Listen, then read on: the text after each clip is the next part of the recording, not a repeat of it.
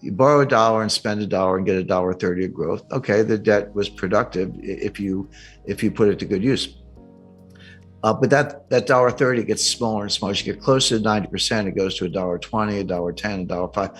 Past 90%, roughly, you borrow a dollar and you spend a dollar and you only get 95 cents of growth. You don't get your dollar back in terms of GDP. And then 90% and 85%, et cetera. So 90% is the critical threshold. The US is at 131%, highest in history, which means we are well past the point where you can borrow your way to growth or you can borrow your way out of a debt crisis. And we were heading for a debt crisis. Jim Rickards warns that the subsequent economic collapse will be even worse than the last one.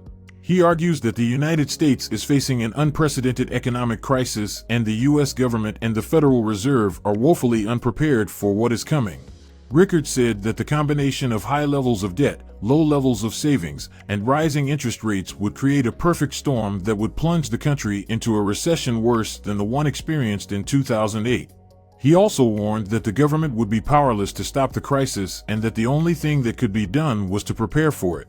Prior to this statement by Jim Rickard, Jamie Dimon, CEO of JPMorgan Chase, also warned that something worse than a recession could be coming sooner than expected, according to an August post by American multinational business magazine Fortune. Dimon said that while the U.S. economy, consumer balance sheets, and businesses are still in good shape, there are 20% to 30% odds of something worse ahead.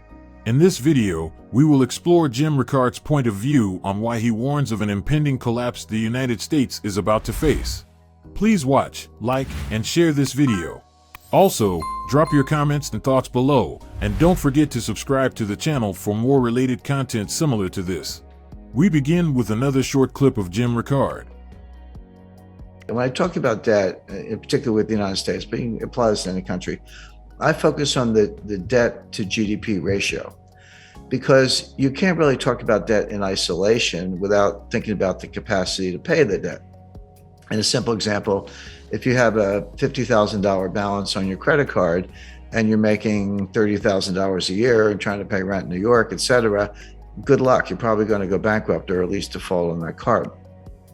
But if you owe $50,000 on your credit card, but you're making $5 million a year, it's, you just write a check. It's no big deal. My point is, you can't look at a $50,000 debt and decide if it's a problem or not unless you compare it to the income. And if it's too low, it's a problem. And if the income is high, not a problem. So that's why you use the debt to GDP ratio. The US just hit $31 trillion in national debt. That is national debt, almost all of it in the form of US Treasury securities, not all of it. There are other obligations, but mostly US Treasury securities. Well, is that a problem or not? Well, one way to answer the question is compare it to GDP, do the ratio. The answer is that ratio is now a little over 130%. At the beginning of the Trump administration, it was 106%. So Trump and Biden together have taken it up 25 percentage points from 106 to 131. Rickard stressed more about the debt crisis the United States is currently facing. He believes the Trump and Biden administration has only caused more harm to the United States than the previous government. According to statistics from Trading Economics Global Macro Models and analysts' expectations, the United States government debt to GDP is likely to reach 138.10% of GDP by the end of 2022. The United States gross federal debt to GDP is also forecasted to see an upward trend of 138.5% by 2023 and 139.4% of GDP in 2024. Listen to this carefully. In 1980, when Ronald Reagan was elected, the answer is 30%.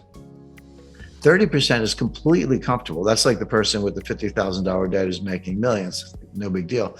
30% is comfortable. 50%, yeah, getting up there.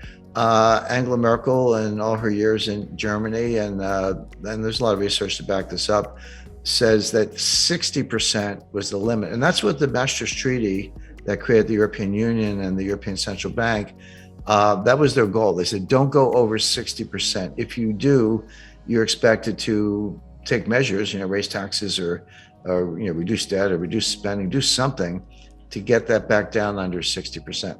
What's the critical threshold? When I say critical threshold, that's from physics, but it turns out that a lot of the models that economists use are junk. But if you use complexity theory and physics models and bring them over to economics, and which is what I've done over the last 20 years, they work extremely well because they're complex dynamic systems. One's money, one's particles and waves, but they have a lot in common. Collapse is coming. It's not just a possibility, it's a certainty. And when it happens, it will be far worse than anyone could imagine.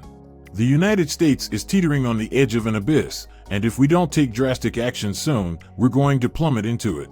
There are a lot of factors that are contributing to our impending collapse. Our economy is in shambles, our political system is broken, and our social fabric is unraveling. We're a nation that's deeply divided, and we're only getting more polarized. We're also a nation that's addicted to debt, and we're running out of time to pay it all off. Over the years, the United States has grown dependent on countries like China, and this has only made the U.S. economy disintegrate, as industrial capacity isn't in existence any longer. The U.S. economy has further evolved into a service sector economy, with people borrowing money to purchase things they didn't buy. However, all of this is contingent on the dollar's reserve position and the U.S.'s capacity to import things they didn't create and borrow money they didn't save. Over the years, we've grown dependent on countries like China, and so our economy has disintegrated. Our industrial capacity no longer exists. We have seen the economy transform into a service sector economy where consumers borrow money to buy stuff they didn't buy, but all this is dependent on the reserve status of the dollar and our ability to import the stuff that we didn't make and borrow the money that we didn't save. All of these factors are going to come to a head in the next few years, and when they do, the United States is going to crumble. It's going to be an absolute disaster, and there's going to be a lot of suffering. So, if you're living in the United States, now is the time to start preparing for the worst. Get your affairs in order, stock up on supplies, and make sure you have a plan for what you're going to do when the collapse happens. It's coming, and it's going to be ugly. Listen to these carefully. If you say, what's the critical threshold where, water turns to steam, or, water turns to ice, or something changes in such a way that it's not the same. It's radically different, but it happens very quickly. The best research says the answer is 90%. And this comes out of, Ken Rogoff at Harvard, also Carmen Reinhart, who's now the chief economist at the World Bank, Vincent Reinhart, her husband, has done a lot of research, and a lot of others. So it's not just Rogoff and Reinhart, although they were the leaders in this. But they've looked at hundreds of cases over hundreds of years. And I like that because it's not just, kind of cherry picking data. Developed economies, developing economies, economies that issue debt in their own currencies, ones that issue debt in other currencies, principally US dollars, et cetera. So, a wide variety of case studies. And they show that when your debt to GDP ratio goes over 90%, your multiplier of additional debt goes below 1. So just to put that in context, at 30%, if I borrow $1 and spend $1, I might get $1.30 of growth. Assuming you spend it wisely. That's a big condition. Rickards is a highly respected financial analyst and commentator, and his warnings should not be taken lightly. He believes that the next crisis could be triggered by any number of factors, including a further debt crisis or a collapse in the Chinese economy. Whatever the trigger, Rickards believes that it will be far worse than the 2008 financial crisis and could even lead to the collapse of the United States. This is an alarming prospect and one that should be taken seriously. The United States government and the Federal Reserve need to take steps now to prepare for the coming crisis, or else the consequences could be catastrophic. Do you think that these warnings from Jim Rickards could possibly happen sooner than expected? Or do you have any contribution to back up his statements? Feel free to let us know your thoughts in the comment section below. Kindly share this video with your family and friends, and don't forget to hit the like button and subscribe to our channel for more updates. Thanks for watching.